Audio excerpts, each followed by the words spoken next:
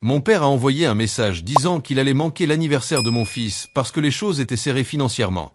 Une semaine plus tard, à Noël, je les ai vus poster des photos avec des cadeaux chers et des ballons pour les enfants de mon frère. Mon fils de 7 ans a chuchoté « Ils m'ont encore oublié » et je suis resté silencieux, sentant mon cœur se briser. À 10 heures du matin le lendemain, mon père frappait à ma porte en criant. Et ce qui s'est passé ensuite a tout changé.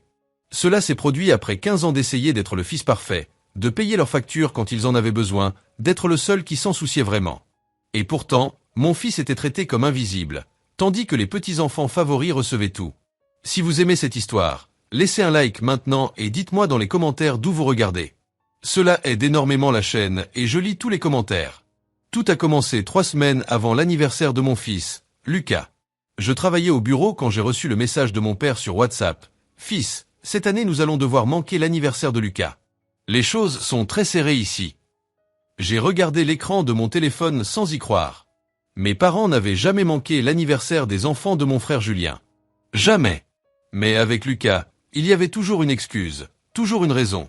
J'ai respiré profondément et j'ai répondu « Pas de problème, papa. Je comprends.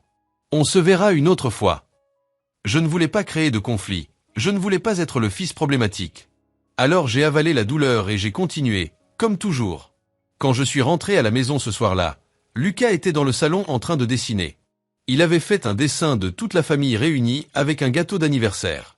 Au centre du dessin, il avait écrit avec des lettres maladroites « Mon anniversaire avec papy et mamie ».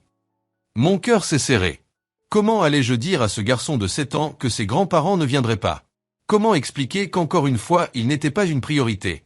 Je me suis assis à côté de lui et j'ai dit « Fils, les grands-parents ne pourront pas venir à ton anniversaire cette année. » Lucas a arrêté de dessiner. Il n'a pas pleuré, n'a pas crié, il a juste baissé la tête et a murmuré « C'est bon, papa. » Je m'en doutais. Cette réponse a fait plus mal que n'importe quel caprice. Il était déjà habitué à être laissé de côté et ça me détruisait de l'intérieur. Nous avons fait l'anniversaire juste nous trois, moi, ma femme Sophie et Lucas. Nous avons acheté un petit gâteau, quelques ballons et avons essayé de faire une fête joyeuse. Lucas a souri, a remercié, mais j'ai vu dans ses yeux que quelque chose manquait. Une semaine plus tard, c'était Noël. Sophie cuisinait quand mon téléphone a bipé. C'était une notification Instagram. Ma belle-sœur avait posté une photo. Quand je l'ai ouverte, j'ai senti mon sang bouillir. Sur la photo se trouvaient mes parents, mon frère Julien, ma belle-sœur et leurs 2 enfants, Emma et Thomas. Le salon était décoré avec des ballons dorés, un énorme sapin de Noël et une table pleine de cadeaux emballés dans du papier brillant. La légende disait « Noël en famille avec les grands-parents les plus présents du monde ». Emma a reçu un nouvel ordinateur portable et Thomas a reçu une console de jeu. Gratitude pour tout. Mon père était sur la photo tenant un verre de vin, souriant comme si de rien n'était. Les choses étaient serrées, j'ai pensé. Nouvel ordinateur portable, console de jeu, fête complète. Je n'arrivais pas à traiter ça. Sophie est venue dans le salon et a vu mon visage. « Qu'est-ce qui s'est passé ?» elle a demandé. Je lui ai montré la photo sans rien dire. Elle est devenue pâle. Ils ont dit qu'ils n'avaient pas d'argent pour venir à l'anniversaire de Lucas. Sophie a chuchoté, incrédule. Et maintenant ils font ça.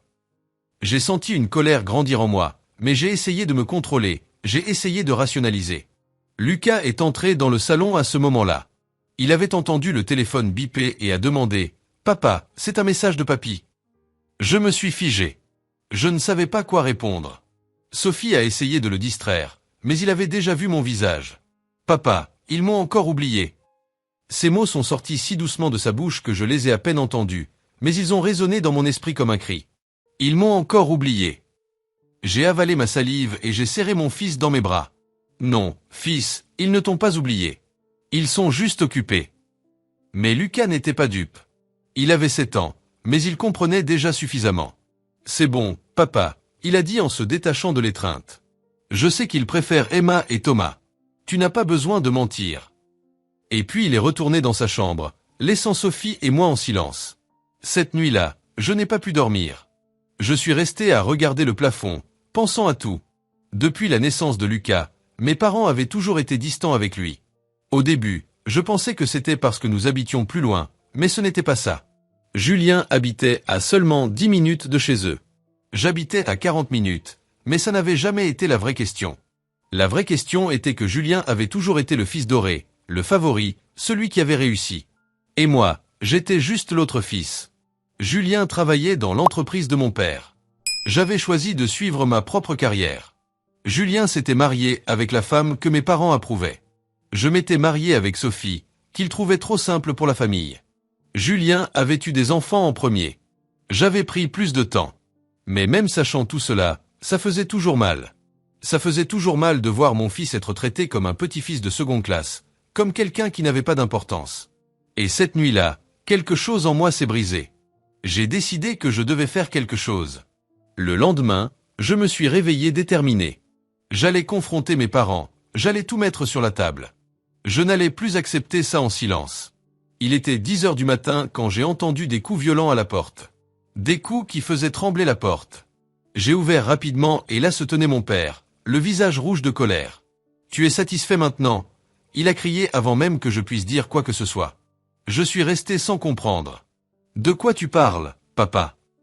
Il est entré en poussant la porte et a pointé son doigt vers mon visage. « Tu as dit à Lucas qu'on préférait les autres petits-enfants. Maintenant ta mère est dévastée parce qu'il a appelé en pleurant, disant qu'on n'était plus une famille. » J'ai senti ma tête exploser. Je n'ai rien dit à Lucas, papa. Il s'en est rendu compte tout seul. Et tu sais pourquoi? Parce que vous préférez vraiment les enfants de Julien.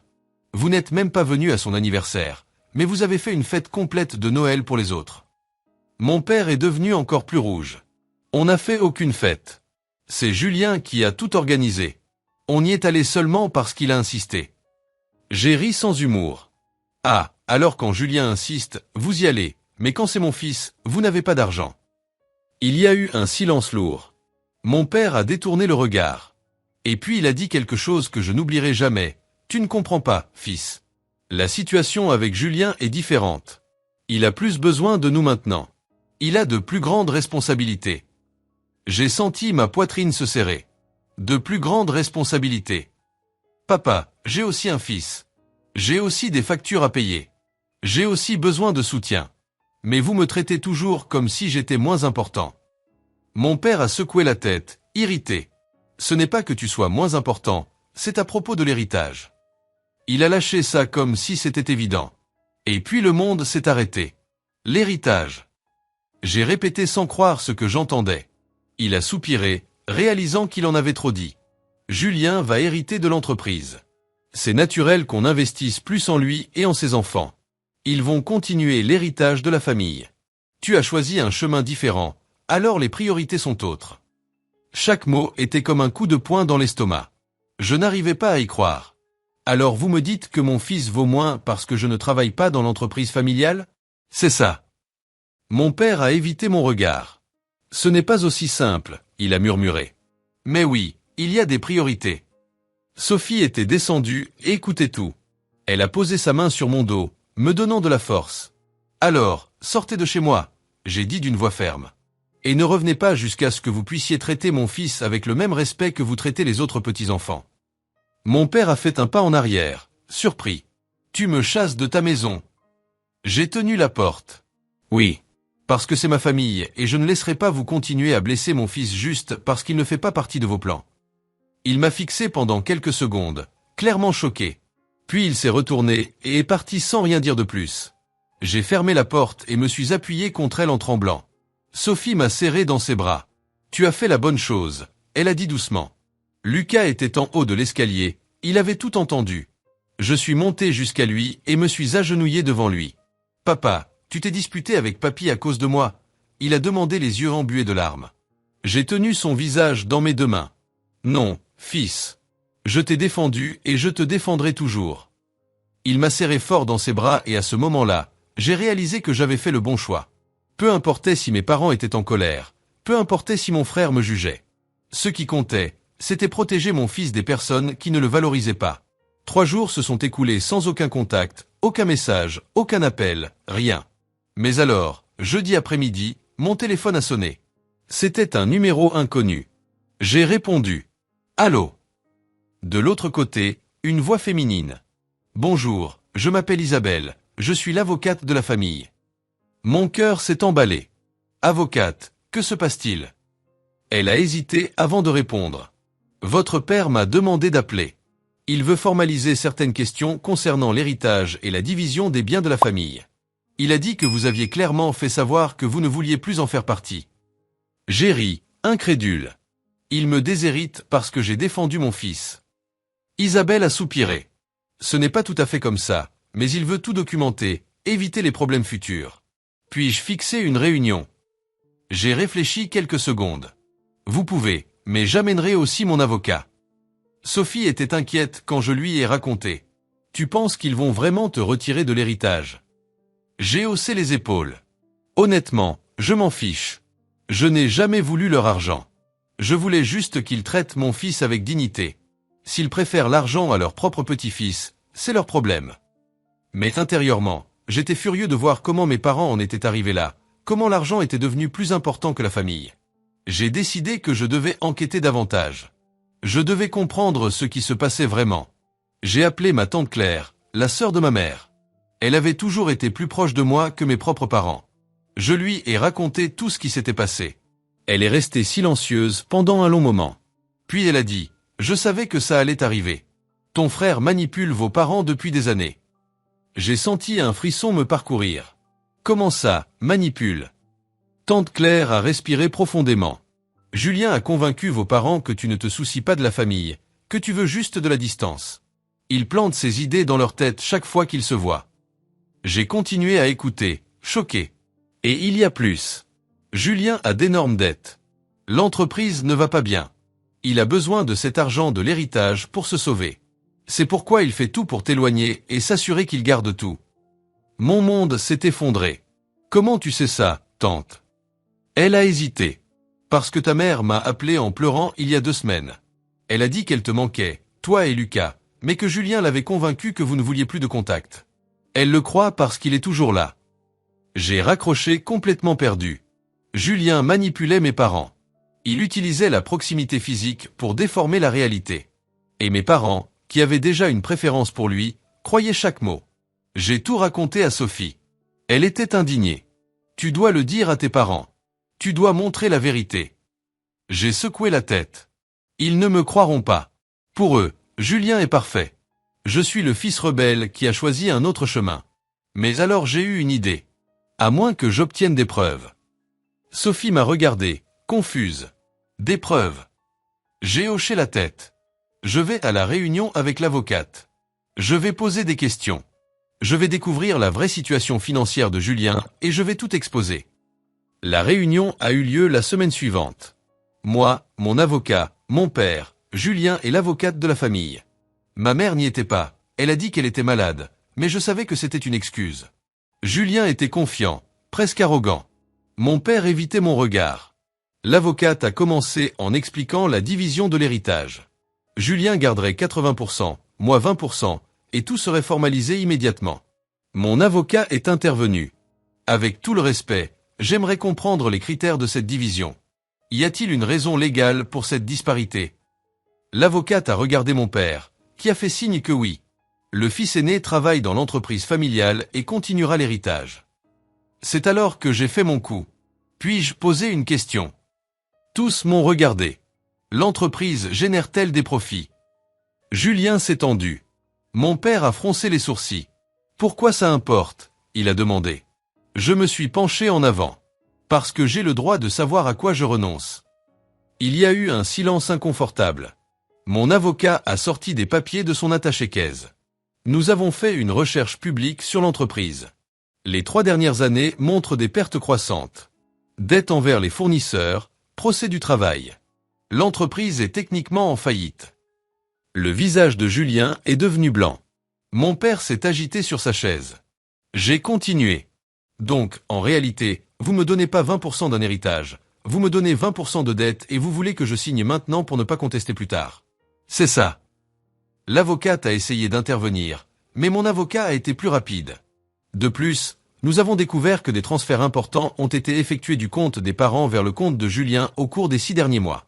Des montants qui totalisent plus de 40 000 euros.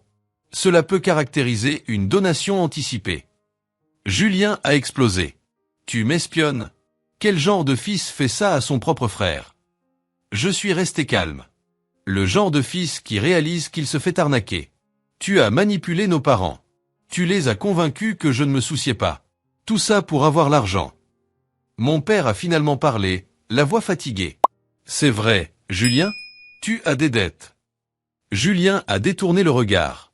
Papa, toutes les entreprises ont des moments difficiles. C'est temporaire. J'ai juste besoin de capital pour tout réorganiser. C'est pourquoi j'ai besoin de l'héritage. J'ai maintenant secoué la tête. Tu n'as pas besoin de l'héritage. Tu as besoin que je sorte du chemin pour pouvoir tout prendre sans partager. C'est pourquoi tu as passé des années à m'éloigner de nos parents. C'est pourquoi ils traitent mon fils comme invisible. Parce que tu as planté dans leur tête que nous n'importons pas. Mon père est devenu pâle.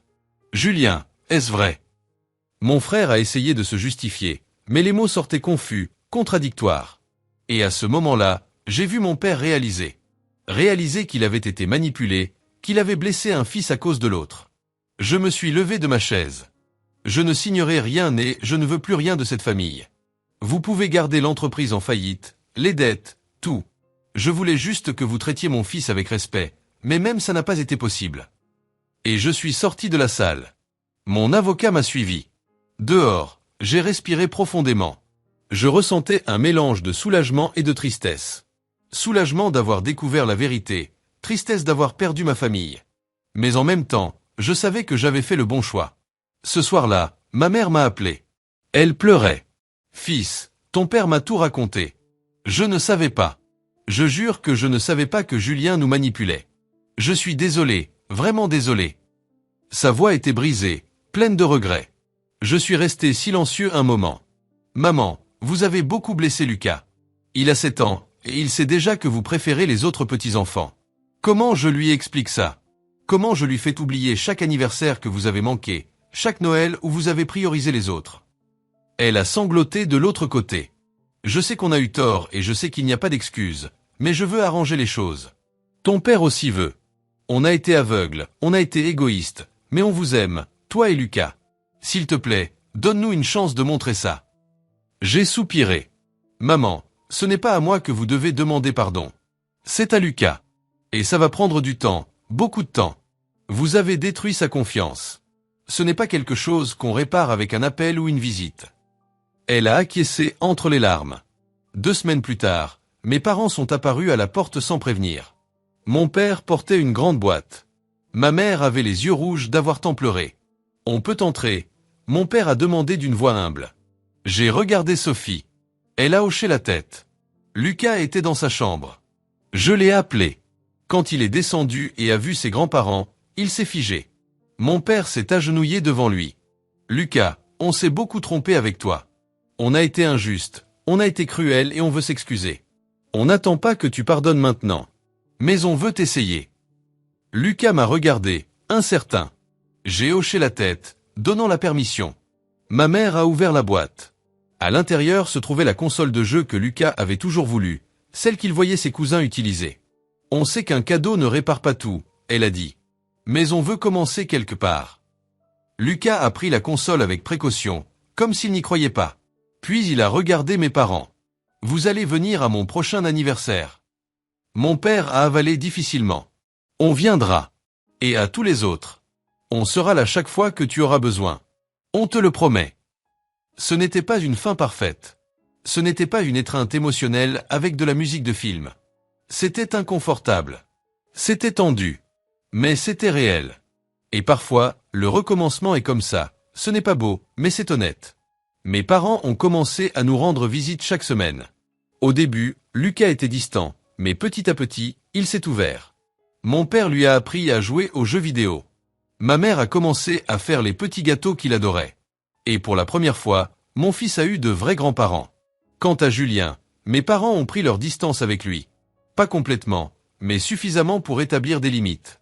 Ils ont réalisé qu'ils avaient été manipulés, et cela a créé une blessure difficile à guérir. L'entreprise a fini par fermer. Les dettes ont été négociées. Mes parents ont divisé ce qui restait de l'héritage également entre nous deux. Ce n'était pas beaucoup, mais c'était juste. Et la justice était tout ce que j'avais toujours voulu. Pas l'argent, pas les faveurs, juste un traitement égal. Aujourd'hui, 6 mois plus tard, Lucas a eu un autre anniversaire. Et cette fois, mes parents étaient là. Ils sont arrivés tôt, ont aidé à décorer, On chantait joyeux anniversaire les larmes aux yeux. Et quand Lucas a soufflé les bougies, il a souhaité que sa famille reste toujours ensemble.